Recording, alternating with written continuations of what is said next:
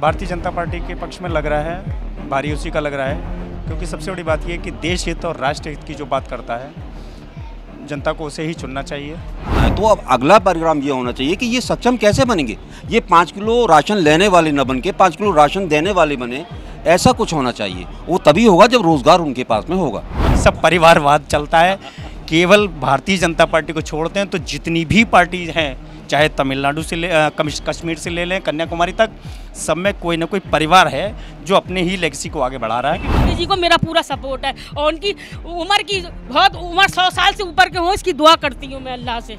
2024 की बीजेपी ही आनी है और 400 पार ही जानी है। 400 पार बिल्कुल। वो सिर्फ मोहरा है, वो कुछ नहीं करेंगे, सिर्फ हमें वोट बैंक समझ रखा है। वो हमारे क्या भाई मियाँ भाई क्या कर रहे हैं, इससे तो अच्छा मोदी जी कर रहे हैं, महिलाओं के लिए करा है। कि भाजपा वर्सेस समाजवादी, यहाँ से समाजवादी से कोई भी आ जाता, मुद्दा वही है कि अखिलेश यादव, नरेंद्र मोदी, राहुल गांधी, ये मुद्दे सिर्फ वही है। यहाँ वो ये एक तरीके के जैसे शतरंज की तरह ये मोहरे हैं, असली चलने वाले तो वही सारे लोग हैं। माहौल तो सही है, बीजेपी सही काम कर रही महिलाओं के लिए, मुस्लिम 3 तलाक से मुक्ति दी उन्हें, ये काम सही कर रहे हैं। वो एक कानून बना रहे हैं, जब देश में संविधान एक है तो कानून भी एक होना चाहिए। इस वक्त हम मौजूद हैं बदायूं की कचहरी में और कुछ एडवोकेट हैं, वकील साहब लोग हैं, उनसे बात करेंगे क्योंकि इनकी कलम और इनकी वकालत की वजह से बहुत लोगों को न्याय मिलता है, बहुत लोगों को न्याय दिलाते हैं। आखिर इन्हीं से मालूम करेंगे कि बदायूं का माहौल क्या है। सर शुभ नाम क्या लिखते हैं? पंकज शुक्ला। पंकज जी, बदायूं का इस वक्त माहौल क्या लग रहा है, किसका पलड़ा ज़्यादा भारी? ठीक है, पलड़ा भारतीय जनता पार्टी के पक्ष में लग रहा है, भारी उसी का लग रहा है, क्योंकि सबसे बड़ी बात यह है कि देश हित और राष्ट्र हित की जो बात करता है, जनता को उसे ही चुनना चाहिए। क्योंकि हम देख रहे हैं कि मोदी जी के नेतृत्व में जो हमारा देश है वो बहुत आगे बढ़ रहा है। किसी भी चीज़ को ले लें और तमाम ऐसी योजनाएं चल रही हैं जिससे गरीब लोगों को फ़ायदा मिल रहा है।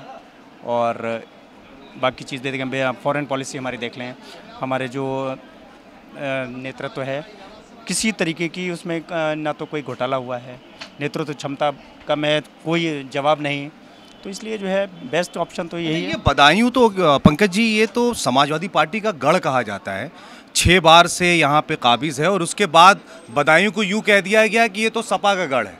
लेकिन 2019 में कहीं ना कहीं आप लोगों ने दिखाया कि गढ़ कुछ नहीं होता है, संघमित्रा मौर्य यहाँ से जीती।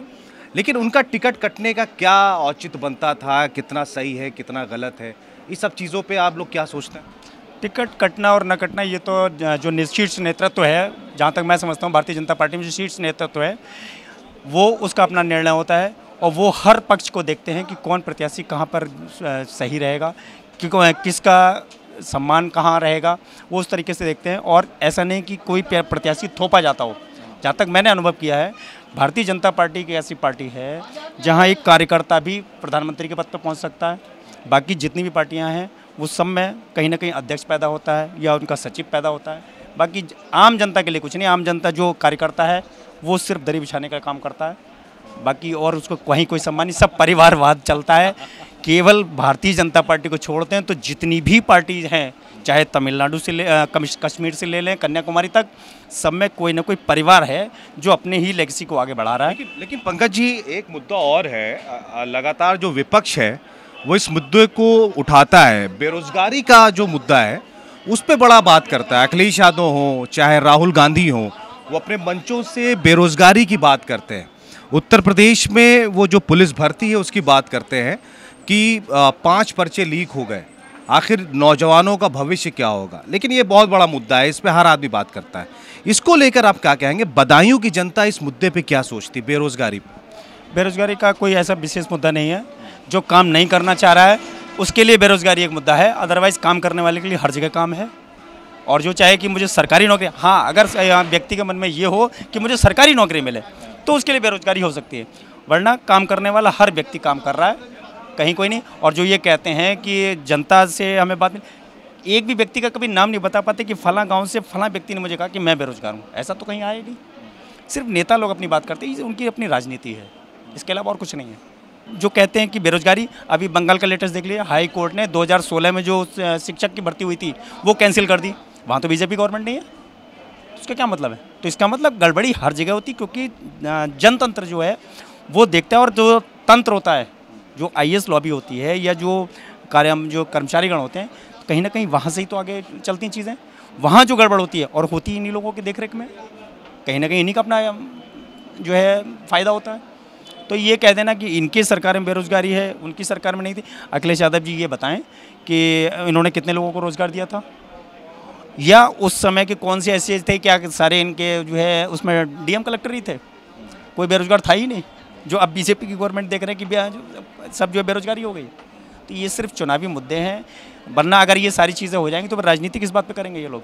शिवपाल आ गए यहाँ से, तो शिवपाल आ गए, शिवपाल तो चले भी गए। शिवपाल प्रचार भी कर रहे हैं अपने बेटे का। बात नहीं, वो तो बेटे का प्रचार है, तो या फिर वही बात कि अपने परिवार को ही तो आगे बढ़ा रहे हैं। कोई असर नहीं है उसका। कोई असर नहीं पड़ने वाला, सब परिवार ही तो आगे बढ़ रहा है। अच्छा पंकज जी, एक चीज़ और है, जब मैंने लोगों से बात की तो ये कहते हैं कि बदायूं में बाहरी ही लोग आते हैं और जीत के चले जाते हैं।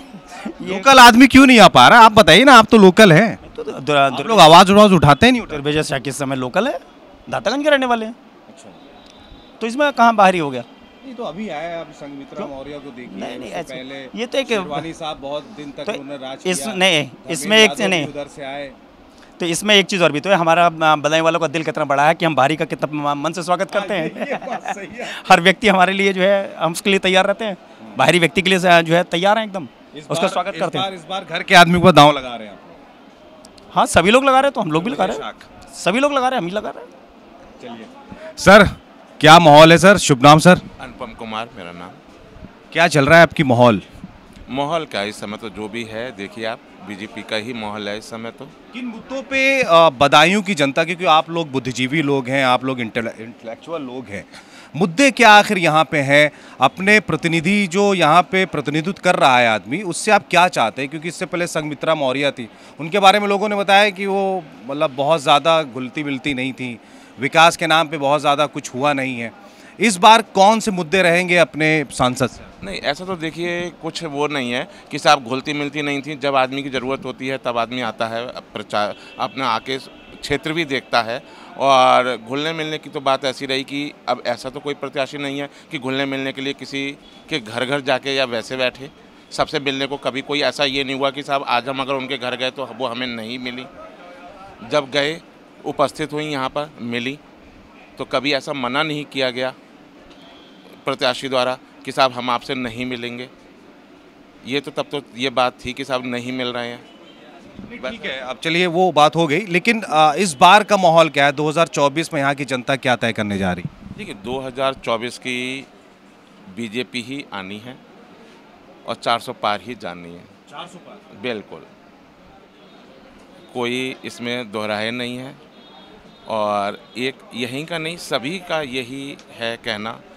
क्योंकि अब जो आप ये जो कहते हैं कि भाई इससे पहले सरकार जो आज आप बेरोज़गारी और वो कर रही है, क्या पहले की सरकार में जो कांग्रेस ने इतना टाइम शासन किया, क्या उसमें बेरोज़गारी ख़त्म हो गई थी? कि बेरोज़गारी के 2014 के बाद ही उत्पन्न हुई?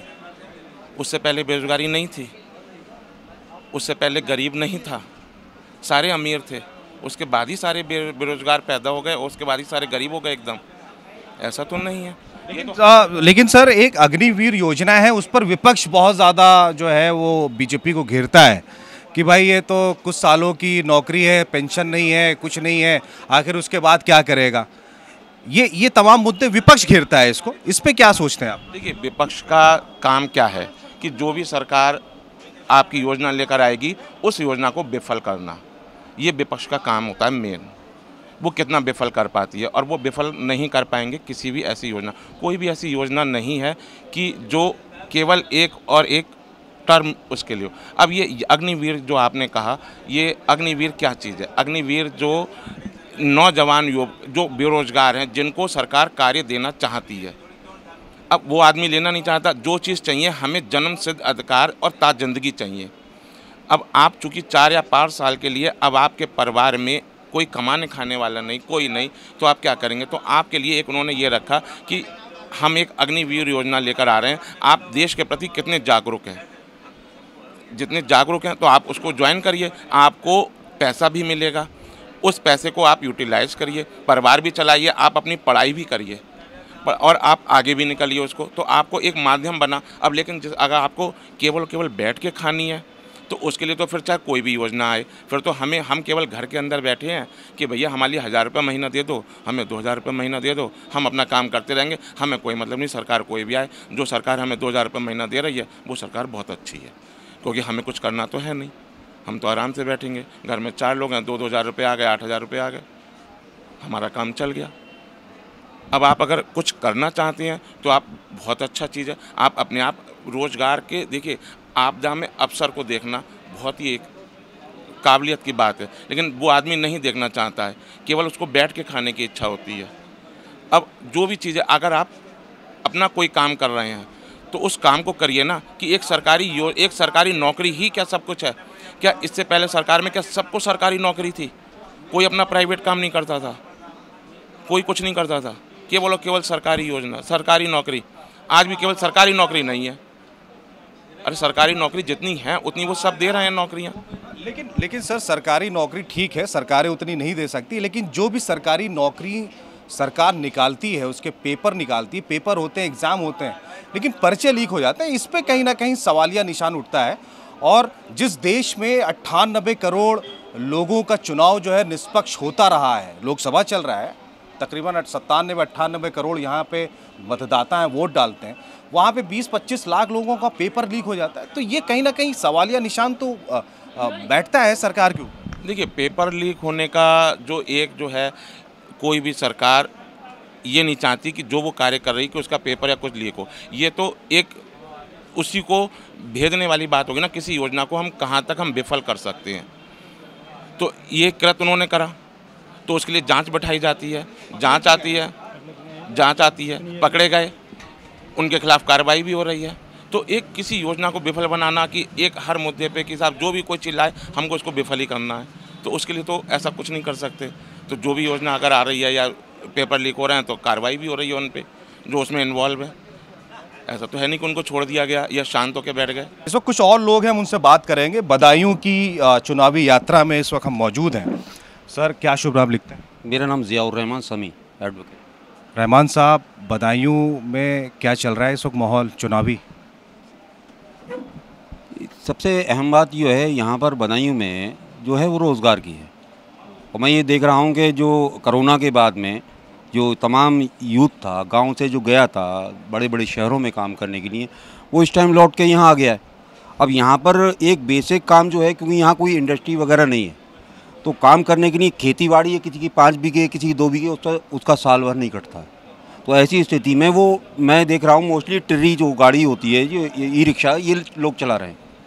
तो सबसे अहम बात जो यहाँ पर जो फोकस है वो ये है कि रोज़गार के जो यहाँ पर फैक्ट्री लगे हैं, कंपनीज आए यहाँ पर लोगों को रोज़गार मिले। मोदी जी तो कह रहे हैं कि रोज़गार तो मिल ही रहा है लोगों को, और तमाम ज़मीन पे दिखना चाहिए।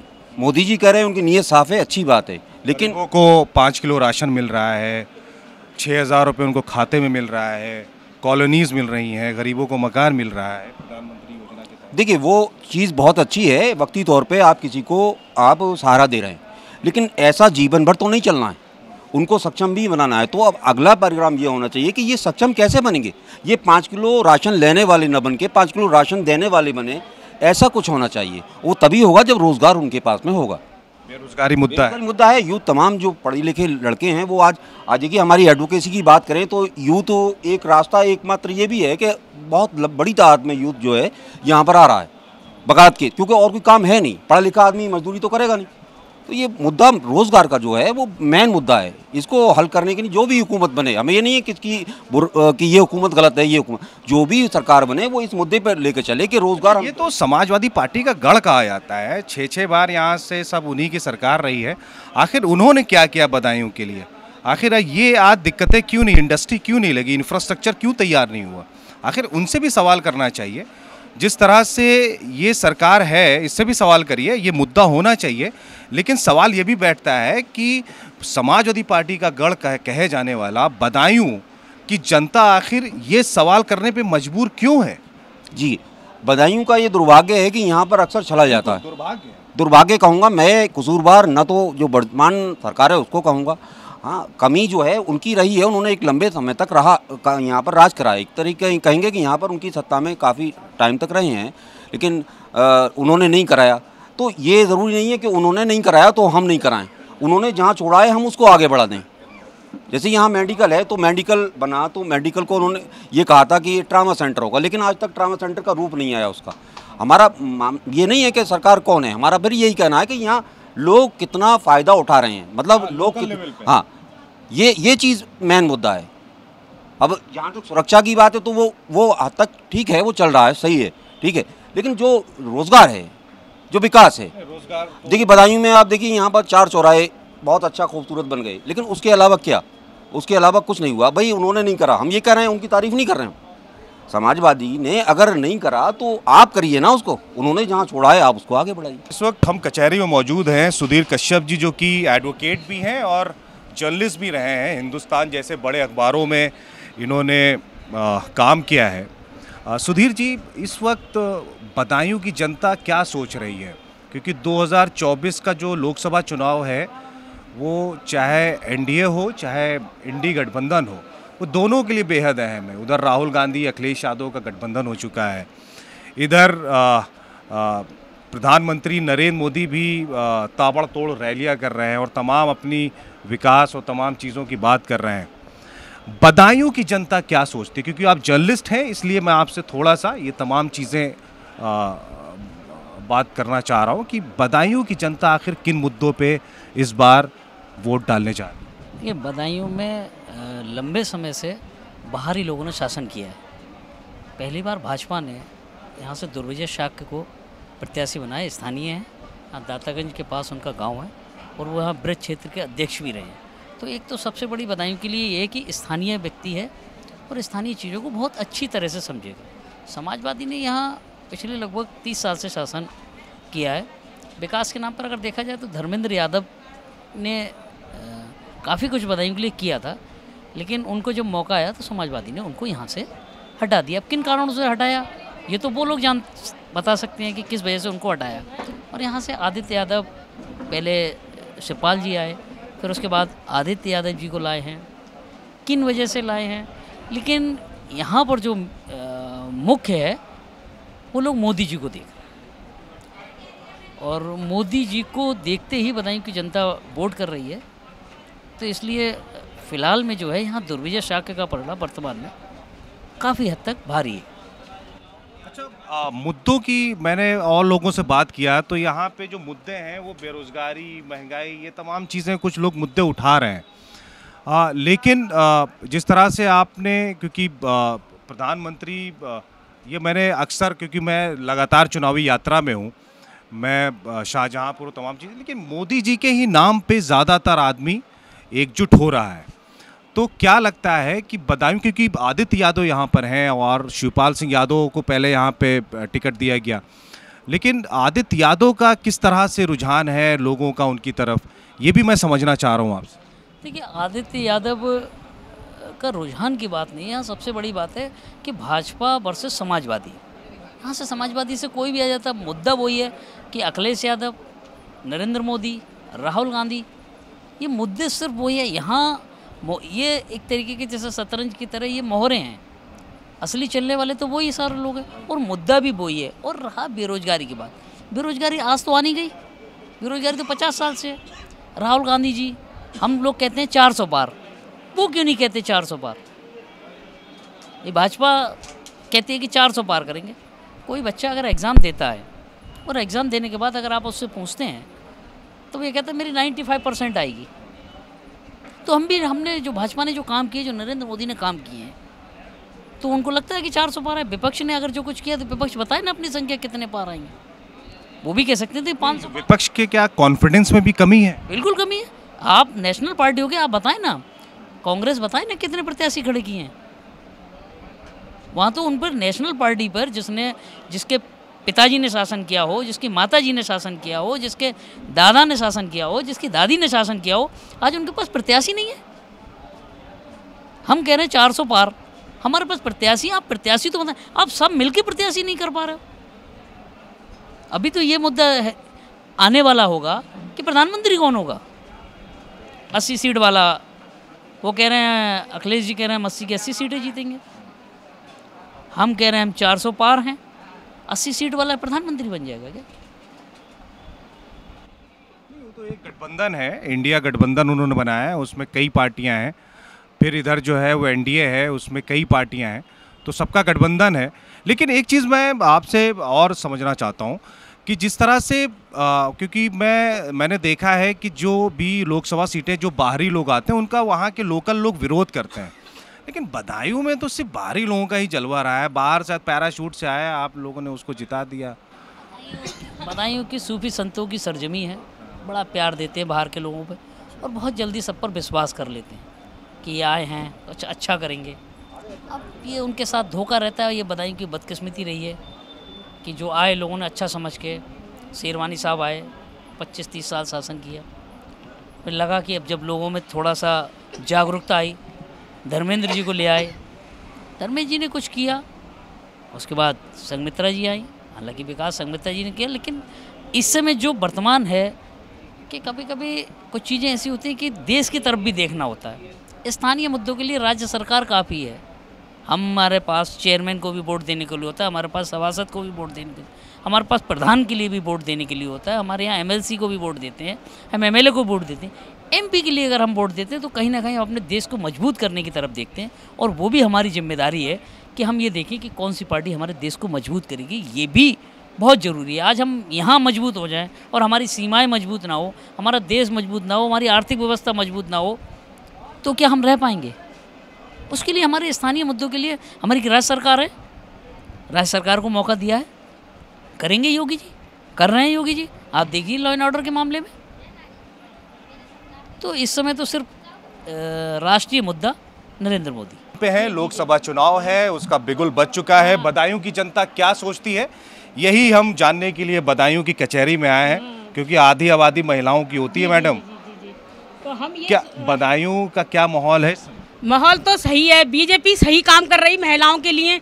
मुस्लिम 3 तलाक से मुक्ति दी उन्हें, बगैर महरम के औरत हज पे जा सकती है। मुखिया उनने औरत को बना रखा है राशन कार्ड में हर जगह। और एक काम बहुत अच्छा बीजेपी करने जा रही है। देश में जब संविधान एक है तो कानून भी एक होना चाहिए कि मुस्लिम ला कुछ कहता है, हिंदू ला कुछ कहता है, ईसाई ला एक कुछ कहता है। लेकिन जब मोदी जी आएंगे तो कानून एक बन जाएगा, जैसे उत्तराखंड में, उत्तरांचल में बन गया है सामान नागरिकता सामान कानून। ये हिंदू ला मुस्लिम ला कुछ कह रहा है कुछ कह रहा है, इससे मुक्ति मिलेगी, एक कानून होगा। मेरा सपोर्ट मोदी जी को है, उनकी दीर्घायु की मैं कामना करती हूँ भगवान से, अल्लाह से। क्या नाम है आपका? शहला। शहला ये सही काम कर रहे हैं, देश में एक कानून। पूरा नाम क्या लिखती है? शहला नईम। हाँ, ये काम सही कर रहे हैं, वो एक कानून बना रहे हैं। जब देश में संविधान एक है तो कानून भी एक होना चाहिए कि मुस्लिम लॉ में कुछ होता है, कि हिंदू लॉ में कुछ है, कि ईसाई लॉ में पढ़ते पढ़ते वो हो जाता है। जब एक कानून होगा, एक ही कानून से कार्रवाई होगी। ये इस बात से मैं खुश हूँ, मोदी जी को मेरा पूरा सपोर्ट है। और उनकी उम्र की बहुत उम्र 100 साल से ऊपर के हो, इसकी दुआ करती हूँ मैं अल्लाह से। ओवैसी साहब तो मुसलमानों के प्रति बड़ा वो रहते हैं कि बीजेपी जो है वो सिर्फ मोहरा है, वो कुछ नहीं करेंगे, सिर्फ मोहरा है। वो सिर्फ हमें मोहरा वोट बैंक समझ रखा है। वो हमारे क्या भाई मियाँ भाई क्या कर रहे हैं, इससे तो अच्छा मोदी जी कर रहे हैं, महिलाओं के लिए करा है। मेरा सपोर्ट मोदी जी को ही है और अल्लाह करे वो ही जीते। बस नहीं कहूँगी कि वो सबसे बड़ा काम अच्छा करें। देश में एक कानून बनाने जा रहे हैं, इससे मैं बहुत खुश हूँ उनकी इस बात से। सब देश के अंदर संविधान एक है तो कानून भी एक ही होना चाहिए कि मुस्लिम लॉ में ये है, कि हिंदू लॉ में ये है। इस चीज़ से मुक्ति मिल जाएगी हमें जब एक कानून देश में हो जाएगा। समानता का अधिकार सबको बराबर का दर्जा देता है, ऐसी कानून भी एक होना चाहिए। एक ही तरह से कार्रवाई होना चाहिए सब पे। जब कानून एक हो जाएगा तो ये हमें हिंदू ला मुस्लिम ला ये ईसाई ला कुछ पढ़ना नहीं पड़ेगा, एक ही तरह से मतलब कानूनी हिसाब से कार्रवाई होगी, उसी तरह से आदेश होंगे।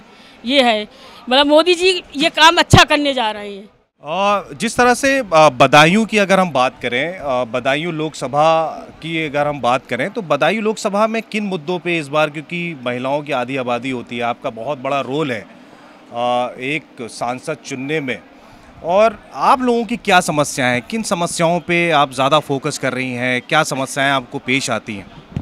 भैया बदायूं में सबसे मेन समस्या है कि एजुकेशन का पॉइंट बहुत कम है। लड़कियों को पहले ही घर वाले ज़्यादा एजुकेशन नहीं दिलाते और उसके बाद जो कुछ है तो वो एक टूटी मर्री वाली एजुकेशन है, उसका कोई हाई पॉइंट नहीं है, जो कि अगर हम एजुकेटेड होंगे तभी हम कुछ सोच पाएंगे। तो महिलाओं को सबसे जो थोड़ा बहुत दिया है सरकार ने वो दिया उसको स्वावलंबी बनाने के लिए, जो कई योजनाएं कर दी।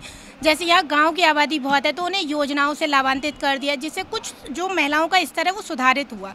ऐसे ही आगे भी उनका एक जो है सबसे मेन फोकस जो महिलाओं की तरफ होना चाहिए, एक तो रोज़गार की तरफ हो जाए। जो गांव में महिलाएं हैं जिन दबके मतलब जो दबके लोग होते हैं, शेड्यूल कास्टेड है, उनको कुछ रोज़गार करा दें जिससे उनका जीवन स्तर ऊंचा हो जाए।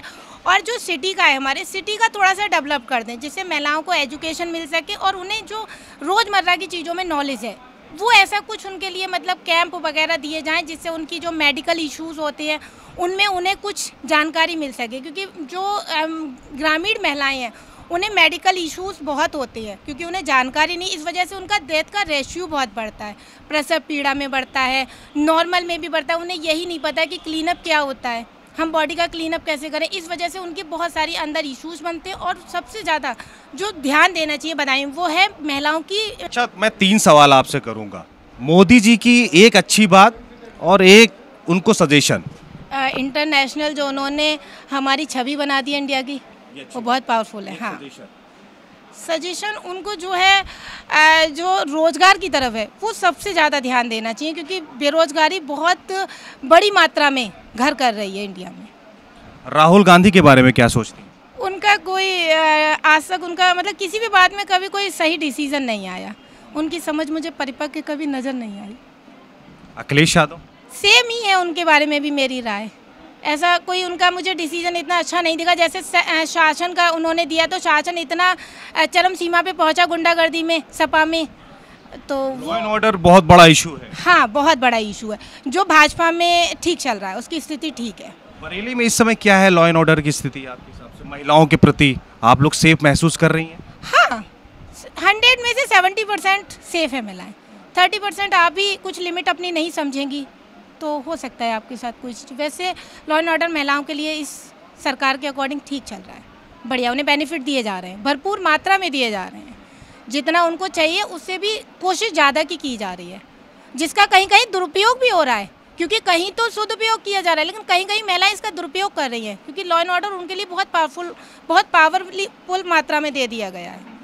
तो इस सरकार में वैसे महिलाओं को काफ़ी कुछ दिया गया है और महिलाओं को सपोर्ट भी करना चाहिए भाजपा को। चलिए, शुक्रिया। ये कचहरी में हमने लोगों से बात की क्योंकि आधी आबादी महिलाओं की होती है, इनकी भी हमने राय जानने की कोशिश की।